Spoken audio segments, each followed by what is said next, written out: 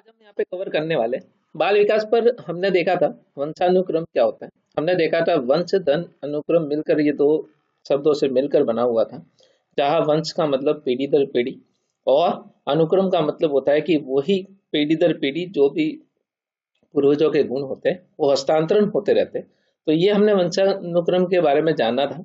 और अब हम यहाँ पे देखने वाले हैं कि बाल विकास पर वंशानुक्रम का क्या प्रभाव पड़ा और किस तरीके से ये आगे बढ़ा। तो देखिए बहुत ही इजी टॉपिक होने वाला है, मतलब लगभग इसके अंदर वो सभी डेफिनेशन भी हम कवर करने वाले हैं जो अभी तक एग्जाम में पूछी गई है और काफ़ी सारे एग्जाम से रिलेटेड जो भी इम्पोर्टेंस परिभाषाएं बनी हैं वो भी हमने कवर किया है। तो यार देखिए आपको भी बताया कि एक यहाँ पे जो हम कवर करेंगे एक वंशानुक्रम करेंगे और एक वातावरण, दोनों का प्रभाव अलग अलग पड़ता है।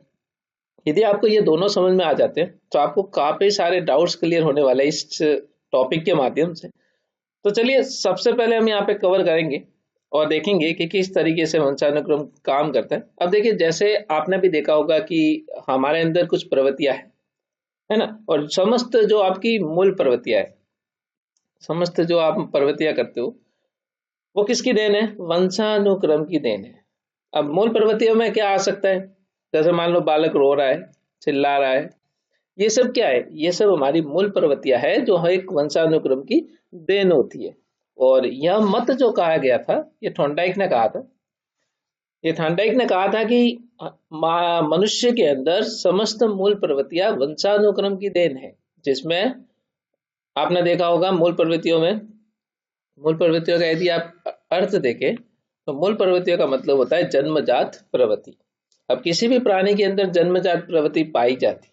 जैसे मैंने आपको बताया, जैसे कोई बालक रो रहा है, चिल्ला रहा है, ये सभी क्या है? इसकी मूल प्रवृत्तियां है जो एक वंशानुक्रम की देन है। उम्मीद है यहाँ तक समझ में आया। यदि आपको कभी पूछे या कभी आपको डेफिनेशन वहां दे दी गई हो कि बताइए समस्त मूल प्रवृत्तियां वंशानुक्रम की देन है, ये किसके द्वारा मत दिया गया है, तो आप थॉर्नडाइक वहां पे कर सकते हैं। और मूल प्रवृत्तियों का मतलब ही क्या होता है? जन्मजात प्रवृत्ति। तो चलिए अब आगे बढ़ते हैं और आगे हम यहाँ पे कवर करने वाले हैं। अब बात करते हैं एक कार्ल पियर्सन ने क्या कहा वंशानुक्रम के बारे में। तो उन्होंने कहा कि व्यक्ति के जैविक विकास का उत्तरदायित्व वंशानुक्रम पर अधिक है। अब मेरी बात सुनिए, ये कार्ल पियर्सन ने कहा था कि व्यक्ति के जो जैविक विकास होता है उसका उत्तरदायित्व किस पर होता है? वंशानुक्रम पर होता है। यानी कि जैसे जैसे उसके गुण होंगे, जैसे जैसे उसकी प्रवृत्ति होगी, वैसे वैसे इंसान बनता जाएगा। और ये किसने बोला था? कार्ल पियर्सन ने। तो कार्ल पियर्सन यहाँ पे आपको पॉइंट याद रहेगा। जैसे मैं आपको बताता हूँ यहाँ पे हमने पढ़ा यहाँ पे कि उत्तरदायित्व कैसे होता है। तो देखिए जैविक विकास का जब उत्तरदायित्व वंशानुक्रम पर अधिक है, कार्ल पियर्सन ने कहा, तो आप यार देख सकते हो, मान लो एक बालक है और बालक का रंग रूप आकार किस पर डिपेंड करता है? रंग रूप आकार सब कुछ उसकी फैमिली पे डिपेंड करता है। यानी कि उसकी फैमिली में कोई ना कोई ऐसा रहा होगा जिससे रंग मिला, रूप मिला, आकार मिला। अब सब बच्चों का या सब उनके परिवार के अकॉर्डिंग उनका आकार भी अलग होता है, रूप भी अलग होता है, रंग भी अलग होता है। तो यही उसकी जैविक स्थिति है। इसका उत्तरदायित्व किस पर रहता है? वंशानुक्रम पर। ये कार्ल पियर्सन ने कहा। लेकिन थॉर्नडाइक ने क्या कहा था? थॉर्नडाइक ने तो डायरेक्टली बोला था कि वंशानुक्रम, थॉर्नडाइक का आपने देखा था, तो थॉर्नडाइक का ये बोला था कि उसकी मूल प्रवृत्तियां मैंने आपको बताया था, जैसे रोना वगैरह ये सभी है ना। तो ये मूल प्रवृत्तियां सभी किस पे डिपेंड थी? वंशानुक्रम पे। ये थॉर्नडाइक ने कहा।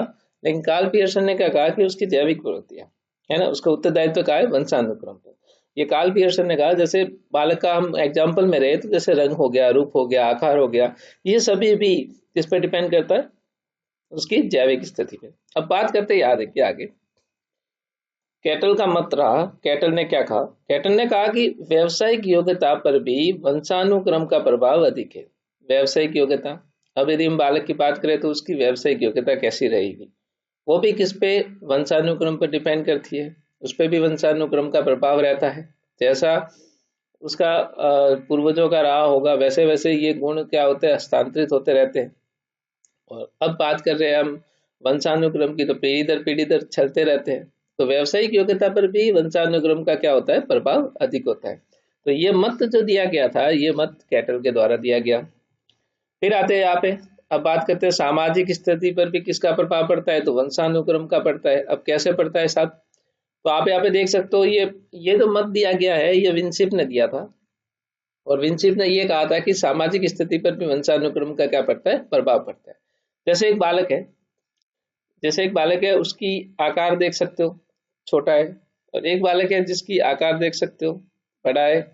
मान लो सामाजिक स्थिति किस पे डिपेंड करेगी, उसके परिवार पे। तो इस तरीके से विंशिप ने कहा था कि सामाजिक स्थिति पर भी वंशानुक्रम का क्या पड़ता है, प्रभाव पड़ता है। अब बात करते हैं चारित्रिक। अब देखिए चारित्रिक योग्यता पर भी वंशानुक्रम का प्रभाव पड़ता है। अब उसकी चारित्रिक योग्यता, उसका कैरेक्टर कैसा होगा। मान लो ये एक परिवार है, मान लो ये ए है और ये बी है, समझ आता हूँ मैं आपको यहाँ पे। तो आप लोग यहाँ पे देख सकते हो अब चारित्रिक योग्यता पर कैसे वंशानुक्रम का प्रभाव पड़ेगा। तो आप देख सकते हो जैसे ए फैमिली का बालक जो है वो जिस फैमिली में रहता है उस फैमिली में मतलब उनके माता पिता बहुत बिजी रहते हैं, उस बच्चे को टाइम ही नहीं देते हैं, बच्चे को डांटते रहते हैं, कभी कभी वो भी झगड़ते रहते हैं। तो इस तरीके से बालक का जो चरित्र बनेगा वो कैसा बनेगा, भय वाला बनेगा, उनके जैसा बनेगा, उसका भी बिहेवियर जो हो जाएगा उनके परिवार के जैसा हो जाएगा। एक बालक बी में चलो, ये बालक ऐसा है जिस परिवार में आता है वो परिवार इसे बहुत खुशी से रखता है, इसकी हर इच्छाएं पूरी करता है, बालक को समय देते हैं, घूमने ले जाते हैं और घर के अंदर सभी खुशी खुशी काम करते हैं, बालक के साथ बहुत अच्छा व्यवहार रखते हैं। तो बच्चे का व्यवहार भी, चरित्र जो कैरेक्टर डिफाइंड होगा वो कैसा होगा, अपनी फैमिली के अंतर्गत। यानी कहने का मतलब ही यही है कि सामाजिक स्थिति भी किस पे डिपेंड करती है, उनके परिवार पे, और चारित्रिक योग्यता भी किस पे डिपेंड करती है, परिवार पे। तो यही तो है वंशानुक्रम का प्रभाव। तो आपको सामाजिक स्थिति का बोले तो बताना विंशिप का मत था, और चारित्रिक योग्यता का बोले तो आप बताना डगडेल का मत था। अब बात करते हैं आगे। अब बात करते हैं यहाँ पे बौद्धिक योग्यता पर भी वंशानुक्रम का क्या है, प्रभाव है, और ये किसकी देन है, वंशानुक्रम की देन है, बौद्धिक योग्यता। बौद्धिक योग्यता को भी आपको पता है, अब उसकी बौद्धिक योग्यता यानी उसकी बौद्धिक योग्यता डिपेंड किस पे करेगी, उसके परिवार पे। जैसे परिवार में रहे होंगे वैसे का वैसा गुण इसके ऊपर भी ट्रांसफर होगा। और यह जो मत दिया गया था ये गोडाक ने दिया था। उम्मीद है दोस्तों यहाँ तक आपको थोड़ी बहुत परिभाषाएं मैंने यहाँ पे बताई जो आपको क्लियर होगी। आगे और परिभाषाएं आने वाली है जो इम्पोर्टेंट होने वाली है। बात करते हैं वातावरण के संदर्भ। ये तो हो गया था वंशानुक्रम के संदर्भ में। अब बात करते हैं वातावरण। वातावरण को तो आप जरूर बहुत अच्छी तरीके से जानते हो। इसकी संधि विशेष करें तो परिधन आवरण। परिधन आवरण यानी एक प्रकार का ऐसा आवरण, यानी कि हमारे चारों ओर आसपास, वही तो है पर्यावरण। और पर्यावरण ही बनता है वातावरण का। यदि अलग शब्दों में बात करें तो पर्यावरण के बारे में बात कर सकते हैं। और वातावरण की संधि विशेष मैंने आपको बताई, परिधन आवरण, जहां हमारे पास पर्यावरण ये निकल के आता है। अब बात करते हैं यहाँ पे देखिए, और वातावरण की बात करें तो मैंने आपको बताया कि व्यक्ति के चारों ओर जो भी है, आपको जो भी दिखता है वही तो हमारा क्या है, वातावरण है। जहां से व्यक्ति सीखता है, देखता है, पढ़ता है, ये सब चीजें उसके गुण के अकॉर्डिंग आती रहती है। वातावरण क्या है, वातावरण वह बाह्य तत्व है जो प्राणी के समस्त व्यवहार व विकास को क्या करता है, प्रभावित करता है। तो ये आपको एक बात समझनी पड़ेगी कि वातावरण जन्मजात गुण नहीं है। वातावरण क्या है, वातावरण एक बाह्य तत्व है जिसके द्वारा कोई भी व्यक्ति क्या करता है, किसी देख के व्यवहार सीखता है, किसी को देख के ये सीखता है, किसी को देख के अच्छा सीखता है, किसी को देख के बुरा सीखता है, और वही क्या करती है, उस व्यक्ति के विकास को भी प्रभावित करती है। तो उम्मीद है यहाँ तक आपको समझ में आया होगा। आगे चलते हैं यहाँ पे, और आगे हम यहाँ पे देखने वाले कुछ नोट के अंतर्गत हम देखने वाले कि मैंने आपको बताया था कि वंशानुक्रम और वातावरण दोनों ही अलग अलग चीजें हैं। वंशानुक्रम आंतरिक है, आंतरिक मतलब हमें जन्मजात गुण मिल जाते हैं, लेकिन वातावरण बाह्य तत्व है। तो क्या करता है, कुछ भी व्यवहार को देख के या किसी भी व्यक्ति को देख के या समाज में देख के ही सीखता है, और फिर उसका विकास को प्रभावित भी करता है। तो इस तरीके से वातावरण की परिभाषा बन जाती है। कुछ परिभाषाएं अलग अलग मत के अकॉर्डिंग दी गई, जिस तरीके से वंशानुक्रम की दी गई।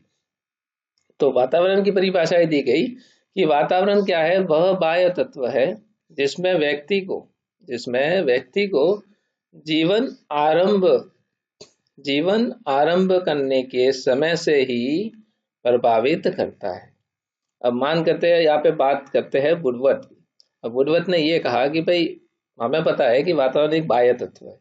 जब व्यक्ति का जीवन शुरू होता है और शुरू होता है तो उस समय से ही वातावरण उसको प्रभावित करना शुरू कर देता है। ये मत किसने कहा? वुडवर्थ ने कहा। वुडवर्थ का कहना भी यही है कि व्यक्ति जब भी जीवन आरंभ करता है तब उसे वातावरण प्रभावित करना शुरू कर देता है। उसी की तरह एक और वैज्ञानिक आए जिन्होंने अपना मत रखा, रास। उन्होंने कहा कि वातावरण बाहरी शक्ति है जो हमें क्या करती है? प्रभावित करती है। ये बात किसने कही? ये बात रॉस ने कही। ये बात रॉस ने कही कि वातावरण एक बाहरी शक्ति है जो हमें प्रभावित कर सकती है।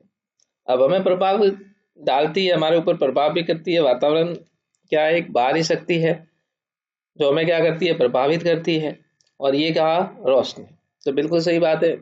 आप जब भी समाज से बाहर निकलते हो, सोसाइटी में जाते हो, कहीं भी नई नई चीजों को देखते हो, तो वो सब चीजें आपको प्रभावित करती है। आप सीखते हो उसे देख देख के उन चीजों के बारे में नॉलेज लेते हो। तो इसी मत के द्वारा रॉस ने बताया। इसके बाद एक इम्पोर्टेंट मत होने वाला है जो पिछली बार पूछा भी गया था। तो यहाँ पे देखिए, जीन्स का मतलब यहाँ पे मैंने आपके लिए लिख दिया, वंशानुक्रम होता है। जीन्स का मतलब क्या होता है? वंशानुक्रम। देखिए, जीन्स से अतिरिक्त, जीन्स से थोड़ा हट के देखें तो व्यक्ति को प्रभावित करने वाली अन्य वस्तु क्या है? वातावरण है। ये बोरिंग और लैंगफील्ड ने कहा कि भाई जीन्स के अतिरिक्त यदि बात करें तो व्यक्ति के जीवन को यदि कोई प्रभावित करेगा तो वो कौन है? ओनली फॉर वातावरण। और ये बात किसने रखी? बोरिंग और लैंगफील्ड ने। ये सिर्फ मत पूछे जाते हैं, तो ये मत आपको सिर्फ याद रखने। अब बात करते हैं वातावरण।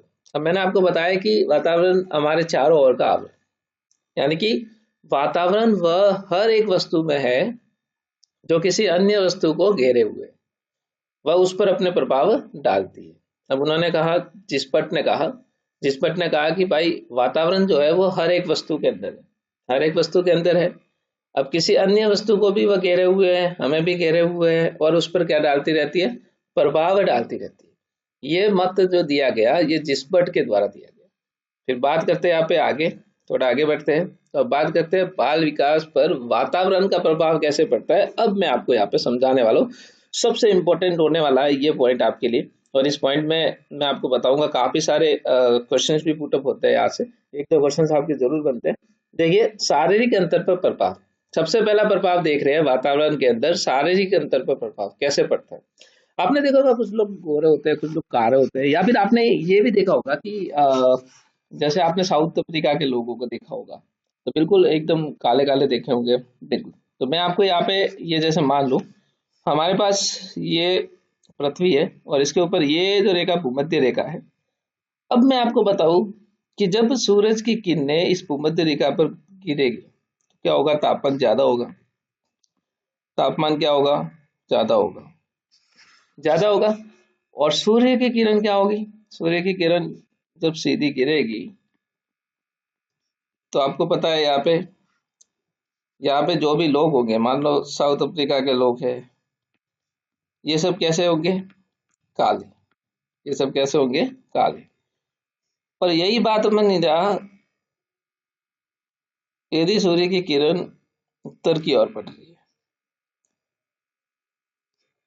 तो यहाँ पे मान लो सूर्य की किरण थोड़ी सी मान लो सीधी पड़ रही है, तो यहाँ पे तापमान जो होगा वो क्या होगा? थोड़ा कम होगा। जब तापमान कम होगा तो यहाँ पे जैसे इंग्लैंड वगैरह ये सब रहते हैं, तो जैसे इंग्लैंड के लोगों को भी आपने देखा होगा, वो कैसे होते हैं? इंग्लैंड के लोग कैसे होते हैं? गोरे। तो ये क्या है? ये अपने शारीरिक स्तर पर क्या डाल रहा है? प्रभाव डाल रहा है। मतलब आपके भौगोलिक वातावरण में किस तरीके से प्रभावित करता है, किस तरीके से विकास हो रहा है, किस तरीके से हम बन रहे हैं, हमारा शारीरिक विकास हो रहा है, वो सब यहाँ पे आपको दिखाया गया। तो ये कहा गया है कि भौगोलिक वातावरण में अंतर के कारण, भौगोलिक वातावरण में अंतर के कारण अंग्रेज गोरे होते हैं और निग्रो क्या होते हैं? काले होते हैं। साउथ अफ्रीका वगैरह लोग आपने देखे होंगे, वो क्या होते हैं? काले होते हैं, लेकिन अंग्रेज क्या होते हैं? गोरे होते हैं। क्यों? क्योंकि जब भूमध्य रेखा से किरणें यू गुजरती है तो यहाँ पे क्या होता है, तापमान कम गिरता है, सूर्य किरणों का तापमान कम होता है, गर्मी कम होती है, और ये लोग क्या होते हैं, गोरे होते हैं। और मैंने आपको यहाँ पे बताया निग्रो लोग कैसे होते हैं, काले होते हैं। तो ये जो मत दिया गया था, ये मत फ्रेंच बॉन्स ने दिया था। किसने दिया था? फ्रेंच बॉन्स ने दिया था। कहा था कि भौगोलिक वातावरण के में अंतर के कारण अंग्रेज गोरे व निग्रो काले। अब थोड़ा आगे बढ़ते हैं, और आगे जब हम यहाँ पे देखेंगे तो आप यहाँ पे देख सकते हो, उचित शैक्षिक सामाजिक वातावरण न होने पर, यदि आपके पास ऐसा कोई इन्वायरमेंट नहीं है, ऐसा कोई वातावरण नहीं है जहाँ पे आपको पूर्ण रूप से सुविधाएं मिले, तो क्या होगा कि धीरे धीरे धीरे आपका मानसिक विकास जो है वो क्या हो जाएगा, धीमा हो जाएगा। धीरे धीरे आपका मानसिक विकास भी धीमा पड़ना शुरू हो जाएगा। और यही मत जो दिया है, ये गॉर्डन का मत है। गॉर्डन ने कहा था कि यदि आपके पास कोई सामाजिक वातावरण नहीं है तो मानसिक विकास भी क्या होगा, धीरे धीरे धीमा हो जाएगा। इस तरीके से फ्रेंच बॉन्स का हो गया और गॉर्डन का हो गया। अब हम बात करते हैं यहाँ पे प्रजाति की श्रेष्ठता पर प्रभाव। अब बात करते हैं, यदि प्रजाति की श्रेष्ठता की बात करें तो किस तरीके से पड़ेगा। तो सबसे पहले हम देखते हैं, यहाँ पे हम बात करते हैं अमेरिका की एक श्वेत प्रजाति की बौद्धिक श्रेष्ठता का प्रमुख कारण क्या है, वातावरण है। अब देखो, कलाक ने कहा कि भाई अमेरिका की एक श्वेत प्रजाति, श्वेत मतलब गोरे लोग, गोरे प्रजाति की बौद्धिक जो श्रेष्ठता होती है उसका प्रमुख कारण क्या है, वहाँ का वातावरण, इन्वायरमेंट। वहाँ के लोग सब ऐसे, वहाँ के सभी के लोगों की बौद्धिक क्षमता अच्छी है, तो उसको देख देख के हमारा भी वातावरण, इन्वायरमेंट कैसा बनता है, अच्छा बनता है। तो ये मत जो दिया गया, ये कलाक ने दिया। ये मत किसके द्वारा दिया गया, कलाक का मत था। मान लो ये ऐसे परिवार से आता है जहाँ पे सभी लोग डॉक्टर, इंजीनियर, आईपीएस।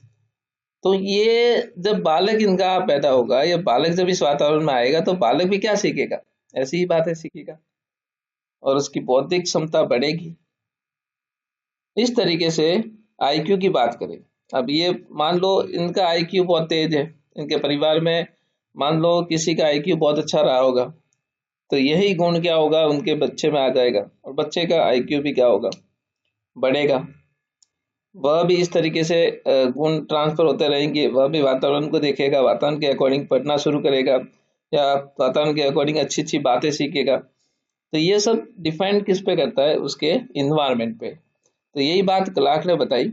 और अब आगे बढ़ते हैं, यहाँ पे जो होने वाला है वो इम्पोर्टेंट होने वाला है।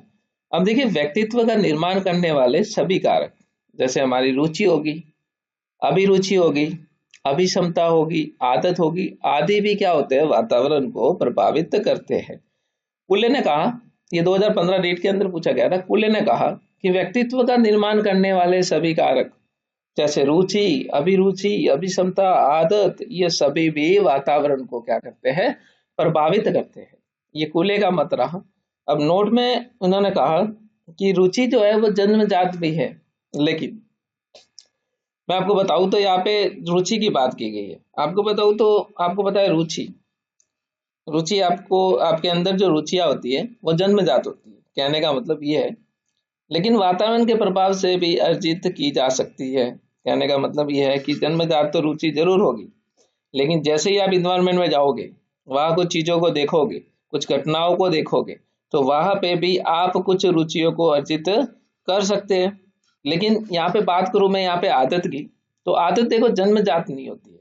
आदत हमारी जन्मजात नहीं होती है। यदि आपके पापा सिगरेट नहीं पीते, दारू नहीं पीते, तो बच्चा पीता है, तो बच्चे ने ये कहाँ से सीखा, लेकिन बच्चे ने ये कहाँ से सीखा, इन्वायरमेंट से सीखा, वातावरण से सीखा। लेकिन अब मैं बात करता हूँ यहाँ पे अभिवर्ती की। तो अभिवर्ती का मतलब होता है एटीट्यूड। एटीट्यूड यानी कि दृष्टिकोण। क्या होता है, दृष्टिकोण।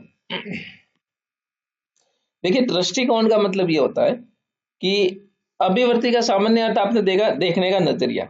यदि आप देखोगे तो सबका नजरिया जो होता है वो अलग अलग होता है, एटीट्यूड अलग अलग होता है। कोई चीज को किसी और तरीके से जज करता है, कोई चीज को अलग तरीके से जज करता है। तो कहते हैं कि सामान्य अर्थ दृष्टिकोण होता है, ये भी अर्जित किया जा सकता है। अब कैसे किया जाता है, वातावरण से। ये भी हमारा जन्मजात नहीं होता, जब हम वातावरण में जाते हैं तो वहां पे हमारा देखने का नजरिया, एटीट्यूड भी बदल जाता है। उसी तरीके से एक कैंडोल का मत रहा कि बुद्धि का विकास भी वातावरण में अधिक होता है। अब बुद्धि का विकास भी क्या होता है, वातावरण में अधिक होता है। इसका कहने का मतलब ये है, कैंडोल का मत था कैंडोल का मत था कि बुद्धि का विकास भी वातावरण में क्या होता है, अधिक होता है। मानव विकास के वंशानुक्रम वातावरण के बुद्धि का हम देख रहे हैं यहाँ पे। तो यही देखा कि हमने बुद्धि का विकास भी कहा होता है वातावरण में अधिक होता है। देखिए, वातावरण से बच्चा क्या होता है कि देख के सीखता है। अब बुद्धि का मत भी देने वाले कौन थे, कैंडोर थे। अब इस बुद्धि को थोड़ा अपन अच्छी तरीके से समझते हैं। जैसे देखिए, मैंने आपको अभी पढ़ाया कि वंशानुक्रम क्या है, और फिर मैंने आपको पढ़ाया यहाँ पे वातावरण क्या है। अब देखो, मानव का जब विकास होता है तो वंशानुक्रम का क्या होता है, गुणनफल होता है। अब वंशानुक्रम के दोनों के बीच की जो क्रिया होती है, दोनों के बीच के जो अंतर का क्रिया का क्या होता है, गुणनफल होता है। अब कैसे होता है, तो आपको देखो, दोनों ही गुण विद्यमान होने बहुत जरूरी है। यदि एक की कमी है तो दूसरे की पूर्ति नहीं होगी, इसकी पूर्ति नहीं होगी। तो कैसे, देखिए, वंशानुक्रम यह किसी भी व्यक्ति की किस पर निर्भर करता है, क्षमता पर निर्भर करता है। क्षमता पर कैसे, देखो, क्षमता उसे जन्म से मिलती है, लेकिन क्षमता का जो विकास होता है वो कहाँ से होता है, वो वातावरण से होता है। ये बात सही है कि क्षमता जो है वो हमें जन्म से मिलती है, लेकिन उसका विकास जो होगा वो वातावरण से होगा। कैसे, देखिए, जैसे मान लीजिए एक व्यक्ति है और उसके परिवार के अंदर वंशानुक्रम की बात करें तो उनकी स्थिति, इस जैसे मान लो उसका गुण देखते हैं सबसे पहले। तो मान लो ये इसका गुण जो है, बालक जो है वो बहुत विद्वान है। बालक जो है वो बहुत क्या है, विद्वान है। लेकिन उसका वातावरण की बात करें तो उसकी भौगोलिक स्थिति देखें तो वो बहुत खराब है। भौगोलिक स्थिति खराब है, पैसे नहीं है, लेकिन बालक होशियार है। तो घर वालों ने क्या होगा, घर वालों ने उसे पढ़ने की जगह कहाँ भेज दिया, काम करने, बकरी चराने, ऐसे काम दे दिए। आपको बताओ, यदि बालक विद्वान है तो उसकी बुद्धि तो अच्छी है। उसकी बुद्धि क्या है, उसकी बुद्धि तो अच्छी है। आपको पता चला कि उसकी बुद्धि तो अच्छी है, लेकिन उसका जो वातावरण है वो अच्छा नहीं है। तो इसका मतलब, जब मैं जीरो को मल्टीप्लाई करूं अच्छे से तो हमारे पास क्या रहेगा, जीरो ही रहेगा। इसका मतलब बालक का विकास पूर्ण रूप से नहीं होगा। अब बात करते हैं यहाँ पे, एक बालक ऐसा है, ऐसे परिवार से आता है जहां पे यदि बालक की बुद्धि की बात करूं तो बालक की बुद्धि यहाँ पे मान लो अच्छी नहीं है। बालक का दिमाग इतना मैच्योर नहीं है, थोड़ा कमजोर है।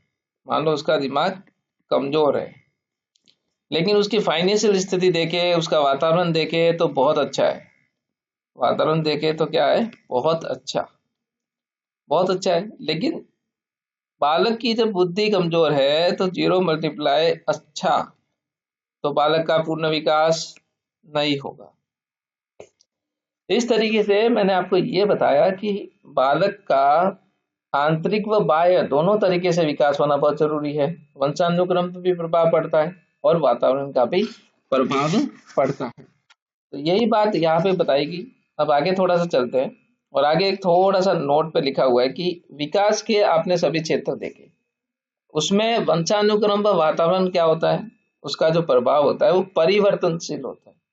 बालक सीखता रहता है, देखता रहता है, लेकिन प्रभाव जो पड़ता है वो वंशानुक्रम और वातावरण दोनों का पड़ता है। उम्मीद है आपको ये पूरा सेशन समझ में आया होगा। Thank you so much for watching guys.